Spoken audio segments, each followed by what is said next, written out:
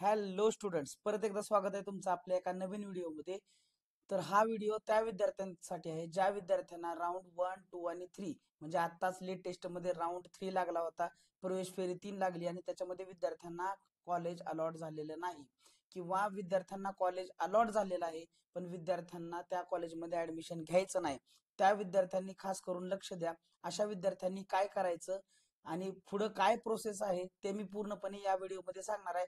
तर सर्वांनी व्हिडिओ नक्की शेवटपर्यंत बघा, तुम्हाला पूर्णपणे माहिती मिळून जाईल. सर्वप्रथम ज्या विद्यार्थ्यांना राऊंड 3 मध्ये कॉलेज अलॉट झालेलं आहे त्या विद्यार्थ्यांचं सर्वांचं कॉंग्रॅच्युलेशन्स. आणि लक्षात ठेवा, आज म्हणजे आज बघा, तारीख आहे 26/7/2025. म्हणजे आज तुम्हाला लास्ट डेट आहे तुमचं ऍडमिशन करण्याची. म्हणजे ऍडमिशन शेड्यूल तुम्हाला ऑलरेडी माहितीच आहे राऊंड 3चं. बघा, राऊंड 3चं ऍडमिशन शेड्यूल बघा, आज म्हणजे 25 जुलै ते 26 जुलै म्हणजे काल 25 जुलैला एक पहिला दिवस होता ज्याच्यामध्ये विद्यार्थी राऊंड 3 मध्ये कॉलेजला जाऊन प्रोसीड फॉर ऍडमिशन करून ऍडमिशन कन्फर्म करू शकत होते. आणि आज बघा दुसरा दिवस आहे. आज संध्याकाळी 6:30 वाजेपर्यंत वेळ आहे विद्यार्थ्यांना. त्यांनी जाऊन कॉलेजमध्ये पहिल्यांदा लॉग इन मधून प्रोसीड फॉर ऍडमिशन करा आणि जाऊन कॉलेजमध्ये डॉक्युमेंट व्हेरिफिकेशन करून तुमचं ऍडमिशन करून घ्या ज्या विद्यार्थ्यांना ऍडमिशन घ्यायचंय. आता राहिला विषय ज्या विद्यार्थ्यांना ऍडमिशन घ्यायचं नाही त्या कॉलेजमध्ये, तर त्या विद्यार्थ्यांनी काय करावं लागेल. तर तुम्हाला सगळ्यांना माहिती आहे राऊंड 4चं शेड्यूल पण ऑलरेडी आले आहे, त्याच्यावरती मी पण एक व्हिडिओ बनवलेला आहे. तर राऊंड 4चं शेड्यूल मी तुम्हाला अजून एकदा सांगतो. तर राऊंड 3 मध्ये ज्या विद्यार्थ्यांना ऍडमिशन मिळालेलं नाही त्यांनी अजिबात निराश व्हायचं कारण नाही. आता ज्या विद्यार्थ्यांना अलॉट झालं नाही त्यांच्या बाबतीत बोलतोय, त्यांनी अजिबात निराश व्हायचं नाही. आणि ज्या विद्यार्थ्यांना अलॉट झाले, राऊंड 3 मध्ये अलॉट झाले कॉलेज पण त्यांना ऍडमिशन घ्यायचं नाही, तर त्यांनी पुढील काय प्रोसेस करायचे ते तुम्हाला सांगणार आहे बघा आता.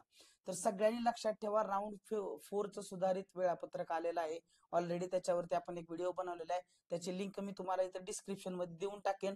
तर तो व्हिडिओ नक्की शेवटपर्यंत बघा. पण आता तुम्हाला महत्वाची गोष्ट आहे की तुम्ही या फॉर्म कधी भरायचा आहे कधी. तर मी तुम्हाला सांगतो, हा फॉर्म तुम्हाला भरता येणार आहे. आता सगळ्यात महत्वाची गोष्ट आहे, हा जर फॉर्म भरायचा असलं तर तुम्हाला नवीन रजिस्ट्रेशन करण्याची गरज नाही. म्हणजे ज्या विद्यार्थ्यांनी राऊंड 3 मध्ये ऑलरेडी पार्टिसिपेट केलेलं आहे, राऊंड 1, 2, 3 मध्ये पार्टिसिपेट केलेलं आहे, तर त्यांना काही कारणांमुळे त्यांना कॉलेज मिळालं नव्हतं राऊंड 1, 2, 3 मध्ये, तर त्यांनी नवीन रजिस्ट्रेशन करायची गरज, नवीन रजिस्ट्रेशन करण्याची काहीच गरज नाही. त्यांनी रजिस्ट्रेशन केलेलं आहे, त्यांनी फक्त लॉग इन मध्ये जायचंय. आणि त्यांनी लॉग इन मध्ये गेल्यानंतर बघा, 28 तारीख म्हणजेच 28 जुलै 2025 सकाळी 10 वाजता ते 29 जुलै 2025 सायंकाळी 6:30 वाजेपर्यंत हा जो टाइम पिरियड आहे याच्यामध्ये तुम्हाला तुमचा काय काय एडिट करता येणार आहे हे मी तुम्हाला सांगणार आहे. तर हा फॉर्म तुम्हाला एडिट करता येऊ शकतो. तर तुम्हाला काय करायचंय बघा, 28 तारखेला तुम्हाला जेव्हा तुम्ही लॉग इन करणार, तर लॉग इन केल्यानंतर तुम्ही पार्ट 1 हा जो आहे त्याच्यामध्ये तुम्ही दुरुस्ती करू शकता बघा.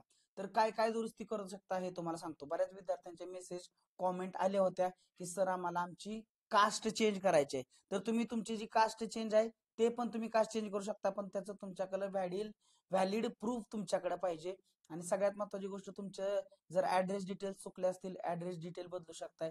तुम्ही कास्ट तुमची बदलायची असेल तुम्हाला कास्ट बदलून तुम्ही ऍडमिशन घेऊ शकताय. त्याच्यानंतर तुम्हाला पण त्याचा सगळ्यात महत्वाची गोष्ट की तुम्हाला व्हॅलिड प्रूफ तुमच्याकडे लागणं गरजेचं आहे. सगळ्यात महत्वाची गोष्ट, त्याच्यानंतर तुम्ही काय चेंज करू शकता, तुमची स्ट्रीम चेंज करू शकता. म्हणजे तुम्हाला आर्ट्स मध्ये ऍडमिशन टाकलं होतं तुम्ही राऊंड 3 मध्ये, पण तुम्ही राऊंड 4 मध्ये कॉमर्स साठी ऍडमिशन शकताय. कॉमर्स मध्ये टाकलं होतं आर्ट्स साठी टाकू शकता. आर्ट्स कॉमर्स साठी टाकलं होतं पण आता चेंज करून तुम्ही सायन्स सुद्धा बदलू शकता. तुमचं मीडियम बदलू शकता. तुमचं मीडियम ही तुम्ही बदलू शकता. मीडियम म्हणजेच तुमचं मराठी मीडियम असेल त्याचं तुम्हाला इंग्लिश मीडियम करायचं आहे, इंग्लिश मीडियम असेल त्याचं तुम्हाला मराठी मीडियम करायचंय. हे सगळे भाग 1 मध्ये तुमची दुरुस्ती तुम्ही करू शकताय. म्हणजे समजा तुमचे काही मार्क्स तुमचे टाकताना चुकले असेल ते मार्क्स पण तुम्ही दुरुस्त करू शकताय.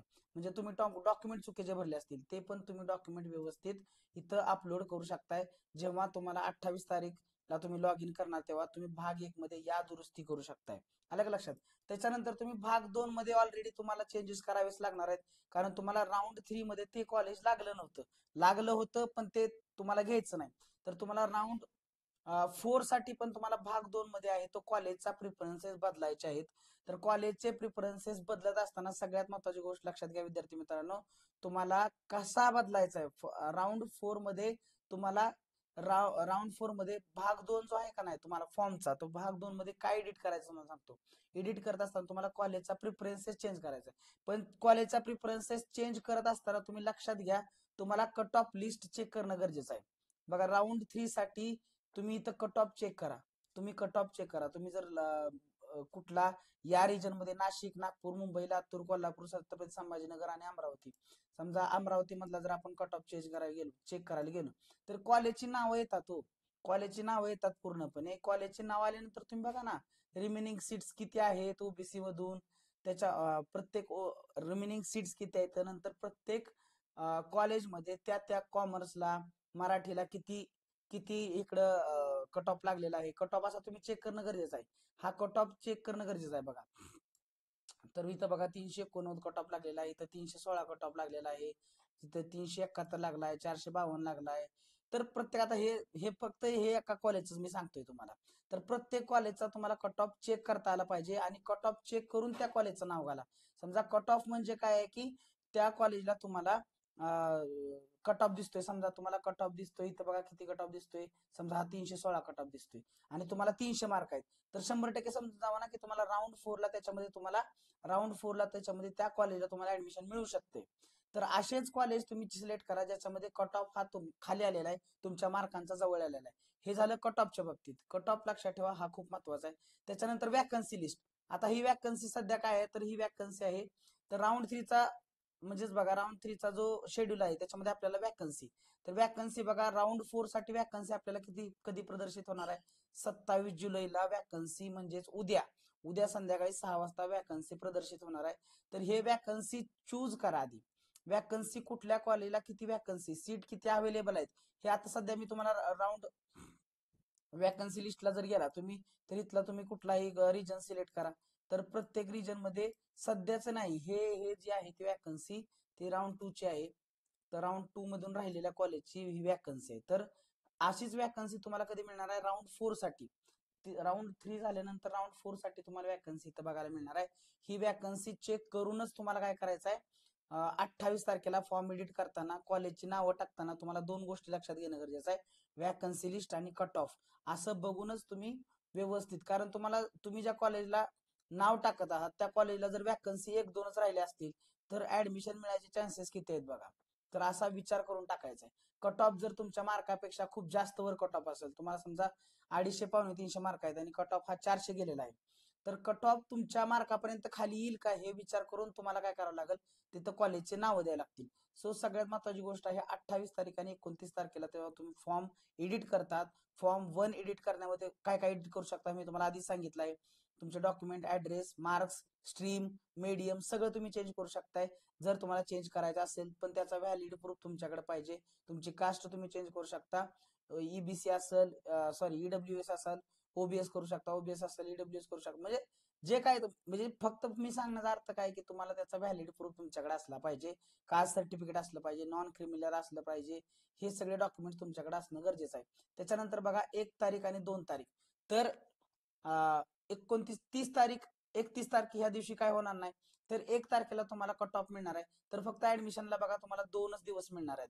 जसं राऊंड 3 साठी तुम्हाला 2 दिवस मिळले होते, राऊंड 4 साठी पण तुम्हाला तसे 2च दिवस मिळणार आहेत ऍडमिशन साठी. सो जे काही विद्यार्थ्यांना डॉक्युमेंट्स आत्ताच लागणार आहेत ते सगळे डॉक्युमेंट्स आत्ताच तुम्ही प्रिपेअर करून ठेवा. त्याच्या ओरिजिनल कॉपीज आणि झेरॉक्स कॉपीज याचा 2 2 कॉपीचा सेट आत्ताच काढून ठेवा. आणि तो सेट तुम्हाला 1 तारखेला आणि 2 तारखेला कामाला येणार आहे जेव्हा तुम्हाला अलॉटमेंट होणार आहे. कारण राऊंड 4 ची अलॉटमेंट ही तुम्हाला पोर्टलवरती लॉग इन मध्ये ही कदाचित 31 तारखेलाच मिळेल, पण 1 तारखेला तुम्हाला ऍडमिशन करायचं आहे. 31 तारखेला तुम्हाला कदाचित संध्याकाळी, जसं राऊंड 3 ला झालं, राऊंड 3 ला संध्याकाळी 10 वाजता अलॉटमेंट लागली. राऊंड 3 ला अलॉटमेंट हे बघा खूप उशीर लागली होती अलॉटमेंट. बघा तुम्ही इथं राऊंड 3 शेड्यूल बघा, राऊंड 3 शेड्यूल बघा इथे तुम्हाला. तर राऊंड 3 शेड्यूल तुम्हाला इथं बघायला मिळते. 24 तारखेलाच अलॉटमेंट लागली होती आणि विद्यार्थ्यांना 25 आणि 26 असे 2च ऍडमिशनचे दिवस मिळले होते. तसेच राऊंड 4 साठी पण तुम्हाला बघा अलॉटमेंट कदाचित तुम्हाला अलॉटमेंट ही 31 तारखेलाच लागेल, पण तुम्हाला रेडी राहायचं आहे तुम्हाला 1 तारखेला आणि 2 तारखेला विथ युअर डॉक्युमेंट्स. आणि राऊंड 4 कम्प्लीट झाल्यानंतर 2 तारखेला राऊंड 4 कम्प्लीट होणार आहे. 4 तारखेला तुम्हाला जागा प्रदर्शित केल्या जातील. राहिलेल्या फक्त एकच राऊंड राहील. जर राऊंड 4 झाल्यानंतर तुम्हाला फक्त एकच राऊंड राहील. तो राऊंड आहे आपला स्पेशल राऊंड 1. आणि जर गरज असेल तर स्पेशल राऊंड 2 घेण्यात येईल. त्यामुळे तुम्ही कुणीही टेन्शन घेण्याचं कारण नाही, कुणीही निराश होण्याचं कारण नाही. तर सगळ्यांना ऍडमिशन मिळणार आहे. फक्त तुम्हाला काय करता आलं पाहिजे, तुम्हाला वॅकन्सी लिस्ट आणि कट ऑफ लिस्ट हे चेक करता आलं पाहिजे. हे चेक करून काय करा तुम्ही, हे चेक करून तुम्ही तुमचा फॉर्म जो फॉर्म भरत आहे राऊंड 4 ला तुम्ही फॉर्म भरत आहे, राऊंड 4 ला फॉर्म भरत असताना तुम्ही सगळ्यात महत्वाची गोष्ट काय करणं गरजेचं आहे, vacancy list cut off list check करूनच प्रिफरन्सेस कॉलेजच्या घाला. मॅक्झिमम प्रिफरन्सेस घाला, म्हणजे तुमचे चान्स होईल की त्या कॉलेजमध्ये तुम्हाला ऍडमिशन मिळेल. सो एकच कॉलेज टाकणार आणि मला त्याच कॉलेजमध्ये पाहिजे, समजा त्या कॉलेजला तुमच्या एवढा कट ऑफ नाही लागला, वॅकन्सी जागा नसेल, तर तुम्हाला ते कॉलेज नाही मिळणार. म्हणून जास्तीत जास्त कॉलेज तुम्ही राऊंड 4 साठी 10 कॉलेजेस टाका. त्याच्यामध्ये तुम्ही कट ऑफ लिस्ट आणि वॅकन्सी लिस्ट बघूनच तुम्ही प्रिफरन्सेस घाला, म्हणजे तुम्हाला 100% ऍडमिशन मिळून जाईल. तर राऊंड 4 साठी ही खूप महत्वाची सूचना होत्या, त्या मला तुम्हाला सांगायच्या होत्या. जर तुम्ही इथपर्यंत आलाच असाल तर व्हिडिओ लाईक करा, चॅनलला सबस्क्राईब करायला विसरू नका. असेच इम्पॉर्टंट माहिती देणारे व्हिडिओ 11वी ऍडमिशन बद्दल आपण बनवत असतोय. तर तुम्ही इथपर्यंत व्हिडिओ बघितला, thank you one and all for listening patiently.